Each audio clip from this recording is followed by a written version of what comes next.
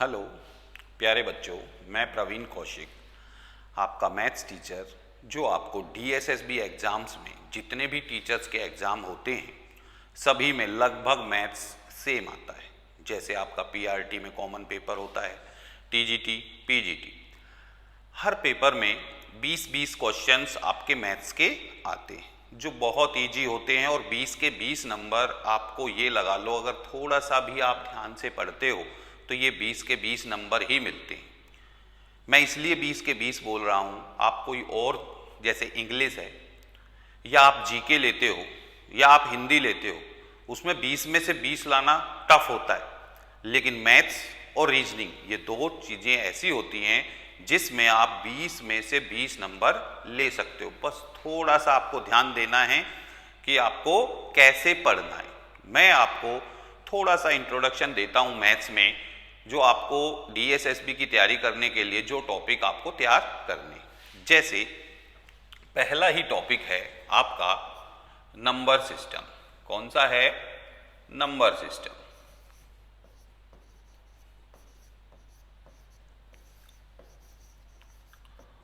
Number system से numbers के बारे में क्वेश्चन पूछे जाते हैं, जैसे even number, odd number, prime number, natural number, आपका रेशनल नंबर, इरेशनल नंबर। ठीक है, सबसे इंपॉर्टेंट इसमें होता प्राइम नंबर।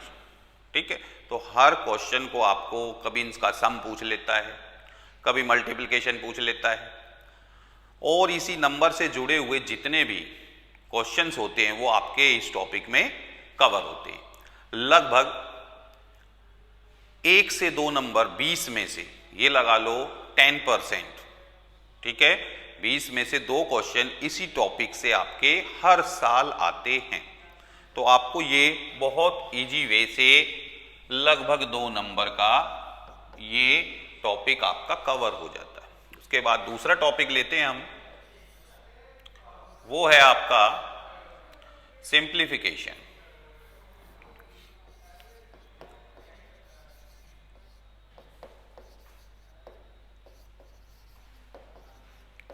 सिंप्लीफिकेशन में मतलब सॉल्व करना होता है।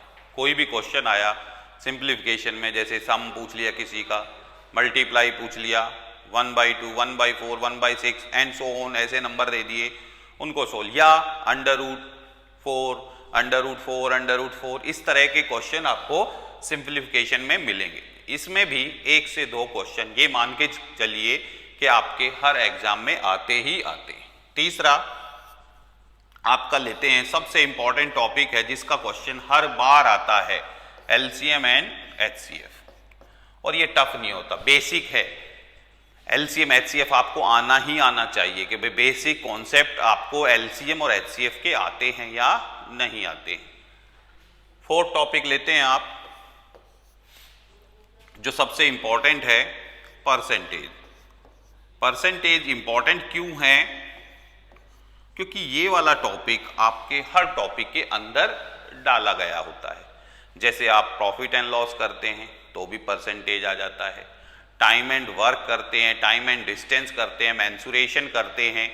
ठीक है, हर टॉपिक के अंदर CISI हर एक में क्या मिलेगा आपको? परसेंटेज। तो ये परसेंटेज बेस होता है, इसको आपको भूलना नहीं। इस टॉपिक को बिल्कुल ध्यान रखना है कि परसेंटेज के हर क्वेश्चन आपको कैसे करना है, इस पे पूरा ध्यान लगा दीजिए। पांचवा, परसेंटेज से ही रिलेटेड होता है आपका profit and loss.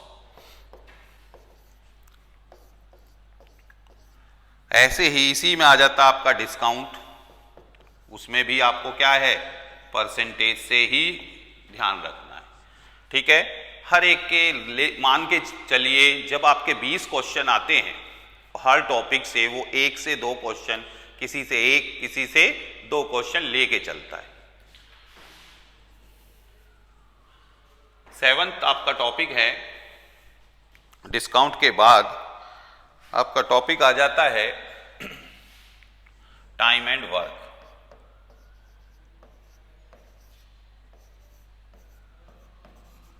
Time and work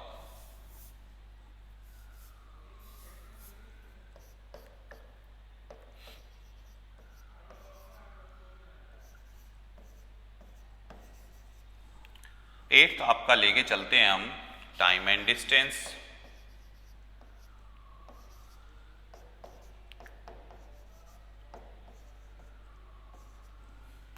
ninth आपका है मिक्सचर। बहुत इजी टॉपिक हैं, ये मत सोचिए हर एक में से लगभग 1 से 2 क्वेश्चन, ये नहीं है भाई 4 क्वेश्चन एक ही टॉपिक से आ गए, लेकिन 1 से 2 क्वेश्चन। तो उसके लिए आपको हर टॉपिक को अच्छे से तैयार करना है। 10वां लेते हैं आपका मिक्सचर हो चुका है। फिर आपका लेते हैं सर्ड्स एंड इंडेक्सेस। तो सर्ड्स के भी क्वेश्चन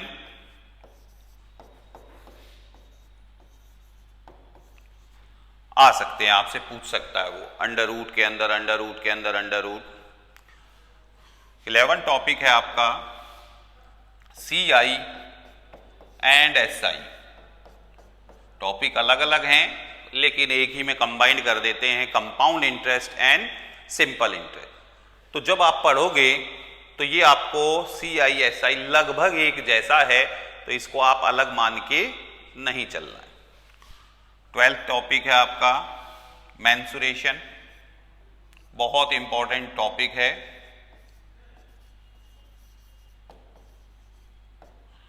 इसको भी आपको अच्छे से करना है, कुछ नहीं है, क्या है इसमें, केवल आपके फॉर्मूले हैं और उनके बेस के क्वेश्चन है। तो इस तरह आपके 12 टॉपिक हुए। नेक्स्ट पे चलते हैं।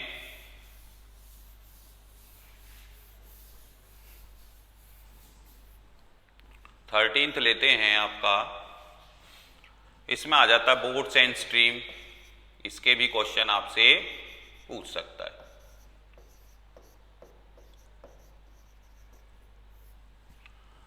14th टॉपिक लेते हैं आपका, ये आपका आ जाता है लॉगरिथम के भी क्वेश्चन, कई बार वो आपसे पूछ लेता है।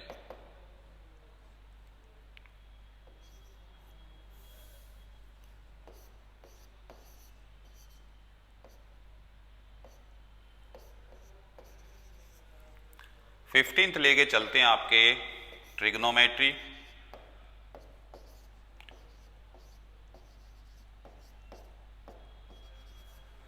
16th थोड़ी सी ज्योमेट्री या अलजेब्रा।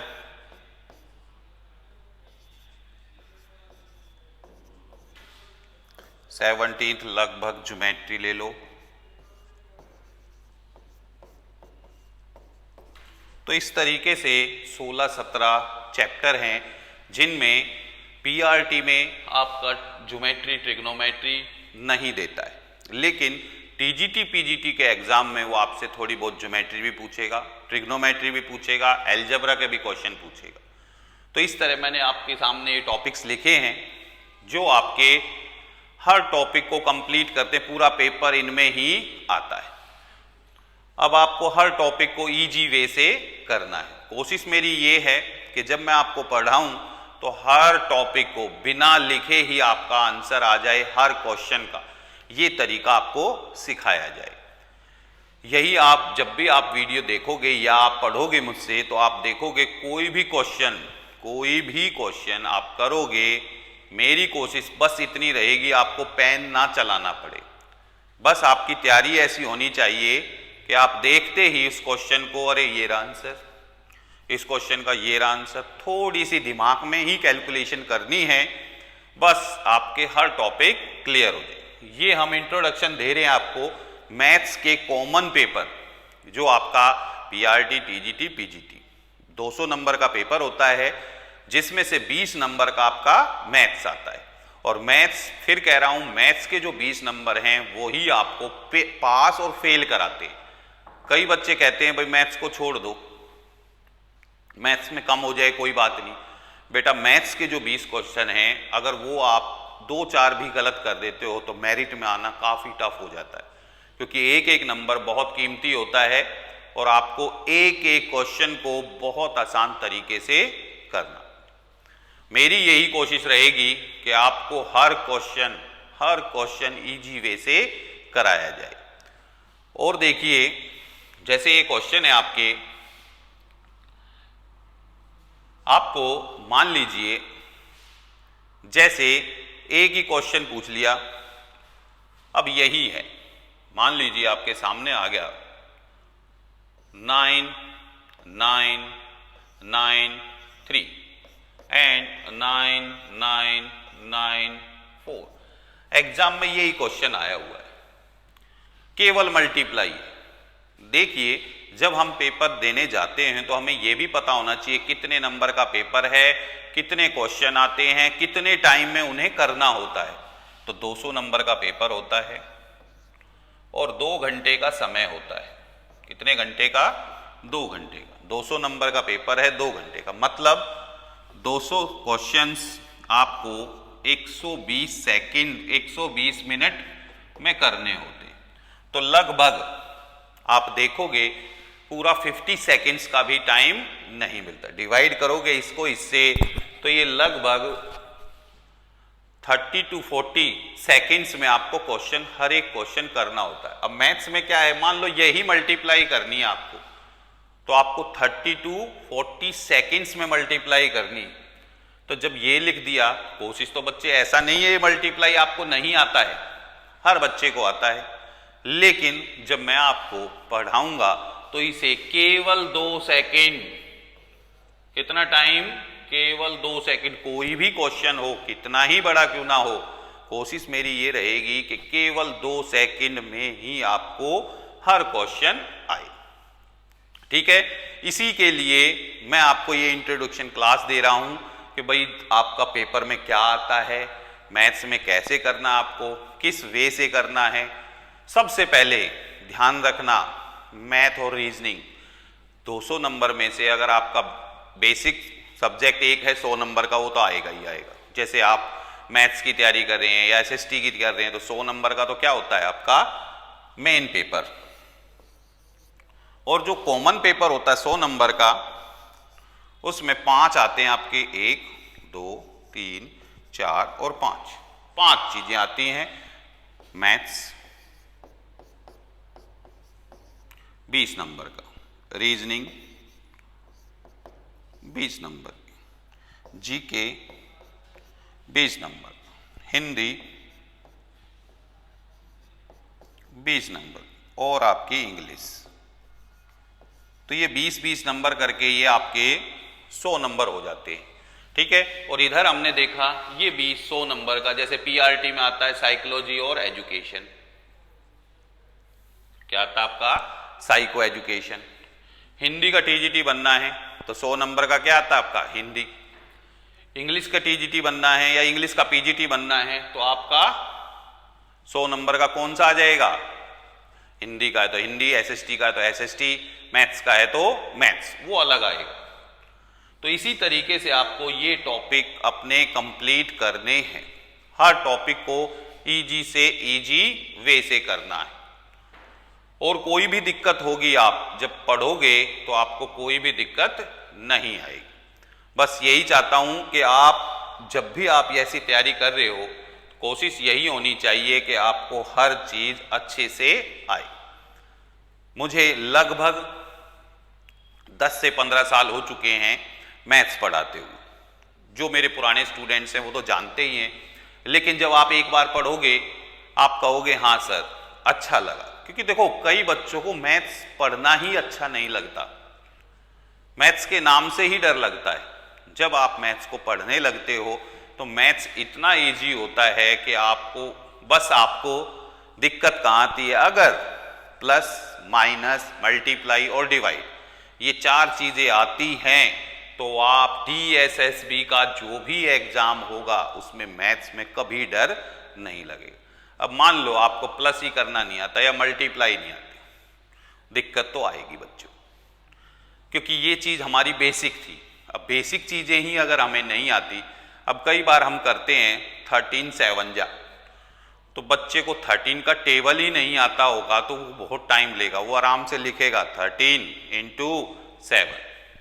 लेकिन अगर आपको पता है 13 7 जा 91 होते हैं तो आप बहुत आराम से फटाफट कर सकते हो। तो इसीलिए मैं कहता हूं, देखिए मैथ सीखने के लिए आपको क्या चाहिए? पहला 1 to 25 स्क्वायर्स आपको याद होने चाहिए। जैसे 17 का स्क्वायर है 289, 23 का स्क्वायर है 529। ये टिप्स पे होने चाहिए, ऐसा नहीं होने ही चाहिए, बिल्कुल टिप्स पे। क्योंकि अगर आपको 25 तक स्क्वायर आते, मैं चैलेंज करता हूं आप 1 to 200 किसी का भी स्क्वायर बिना लिखे वैसे ही बोल सकते हो। इसके बाद आता है आपका क्यूब्स, 1 to 10 क्यूब्स याद होने चाहिए। 1 का क्यूब 1, 9 का क्यूब 729, 8 का क्यूब 512, हर क्यूब को आपको बिल्कुल टिप्स पे याद होना। इसके बाद आता है आपका टेबल्स। अब कहेंगे बच्चे सर 10 तक टेबल, कोशिश ये कीजिए 10 तक तो याद ही याद हो, 20 तक के टेबल्स आपको टिप्स पे रहें। कहां तक? 20 तक के टेबल्स आपके बिल्कुल टिप्स पे हो, जिससे आपको मैथ्स करने में बहुत मजा आएगा कि हाँ ये हमें बिल्कुल बिना लिखे, देखो बिना लिखे का मतलब क्या होता है भाई, ये चीज हमें आती है। जब आप बिना लिखे करते हो तो आप हर चीज को बहुत इजी कर सकते हो। तो इसी तरीके से मैं आपको समझा रहा था कि पेपर में क्या आता है। 20 नंबर का जो मैथ्स है, 20 नंबर का जो मैथ्स है वो 20 के 20 नंबर आपको लेने, ठीक है, जो 20 के 20 नंबर लेने होते। 20 लेने के बाद देखिए मेरिट आपकी 200 में से लगभग 130 to 140 जाती है। अब 130 to 140 आप मान के चलिए जो हमारे क्वेश्चंस आए हुए थे ये 100 नंबर हैं, जो आपका सब्जेक्टिव पेपर होता है लगभग 50 to 60 नंबर आ जाते हैं बच्चों के, लगभग 50 से 60। इनमें दिक्कत आती है जीके, बहुत अच्छा आपको जीके आता है, तब भी हम श्योर नहीं हो पाते 8 से 12 नंबर के बीच में ही आप, मैं एवरेज लेके चल रहा हूं 8 से 12। हिंदी है 15 से 18 नंबर के बीच में आ जाते हैं, हिंदी इजी आती है, वो नंबर आपके बहुत आराम से आते। इंग्लिश है, इंग्लिश में लगभग 8 से 12 नंबर ही आ पाते हैं। ज्यादा इंटेलिजेंट बच्चे हैं जो इंग्लिश ही उनका सब्जेक्ट है या इंग्लिश मीडियम के जो स्टूडेंट होते हैं वो 15 तक ले पाते हैं, 20 नहीं, कितने 8 से 12 या 15। मैथ्स मैं कहता हूं 16 से 20 नंबर आते हैं। अगर आपने हमारे यहां क्लास ली है, मैं चैलेंज करता हूं आपके 16 से 20 नंबर जरूर आएंगे मैथ्स के पेपर में। रीजनिंग 15 से 20 जरूर आते हैं, ये मत सोचना ये जो रीजनिंग के नंबर हैं ये सभी के आते हैं, क्योंकि रीजनिंग बहुत इजी आती है और 15 से 20 नंबर इसके सबके मिलते हैं।